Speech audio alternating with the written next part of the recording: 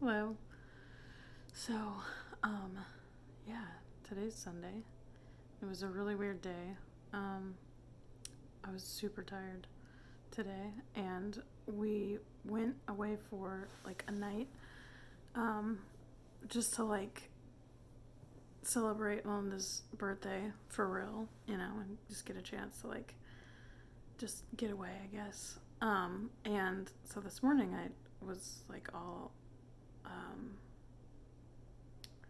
I don't know, like off, you know, because we weren't at home. I didn't have my stuff. So I did parts of my routine, and then I came home and I took a nap because I was tired, and then I woke up and did my routine for real.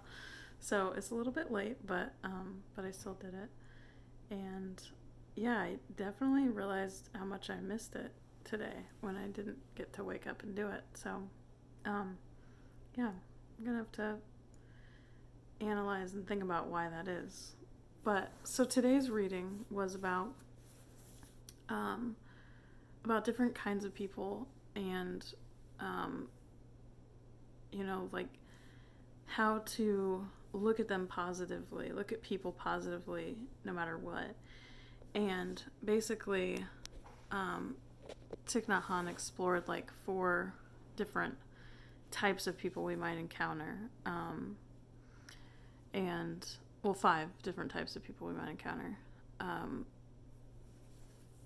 And kind of had an interesting idea, I guess, of like how to focus on the good parts of them. So he said that there'll be people whose actions are really annoying. These are the kind of people, like annoying, or I guess to us, just like that upset us or anger us. And this is true, even if even if I don't like to admit it, this is true. There are people, just some people you meet, and they just like rub you the wrong way, just like the things that they do or something.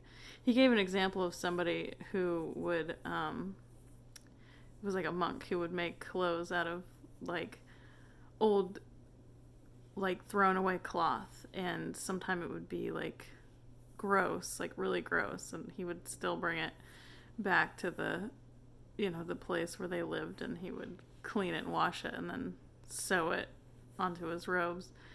And he said that action like really annoyed him, but he said when he spoke to the guy, he was a nice person, and so he said he would focus on his words and not on the things that he did. And then there are people whose actions are really nice. They do really great things, but their words aren't always. And I think this is the person I encounter more often than not. I know people. I know a lot of people who are like really, like the things that they do for others are really amazing and wonderful, but they don't necessarily lift people up when they talk.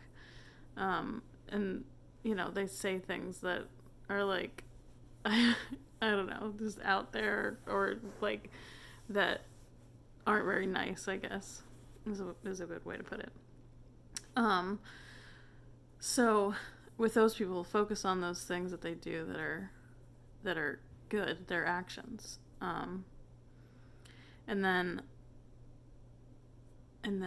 there are people whose actions and words are rough.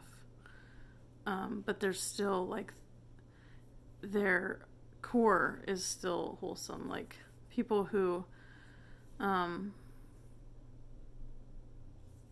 guess people who are just kind of like in a dark place, but like you can tell are still thoughtful of others and good in their core, I guess. And then he talked about people that are just like in their actions and their words and in their thoughts that they're unwholesome. And he talked about these people. He told a parable similar to the the Samaritan, the Good Samaritan. Like if you saw someone on the side of a road who was beat up and injured, you would stop and help them. You wouldn't just leave them to die, especially if you were the only person there. And he said, these people emotionally and spiritually are in that same place. Like they've kind of been left by the road, beat up and hurting, and they just need to be loved. And that's the only possible way that that they can find healing. And it takes longer than other people, and they might not show signs of healing at first,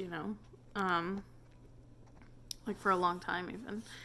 And I thought that was really an interesting way to look at it. Like, people are, he kind of explains, like, if someone's mean to you, the reason they're being mean to you is because they're suffering. And we've heard this before. It's, for me, I don't think of that as an excuse, but I do think of it as, like Thich Nhat Hanh said, a reason, It helps me personally to not react if I know, if I can keep it in my mind, in the forefront of my mind, that this person is hurting. And it doesn't mean that what they're doing is okay. It just means that they are suffering too. And just like when we're mean, like even today, my wife just wanted to go eat at this place that was in the French Quarter, and we couldn't find a parking spot, and I was getting really frustrated.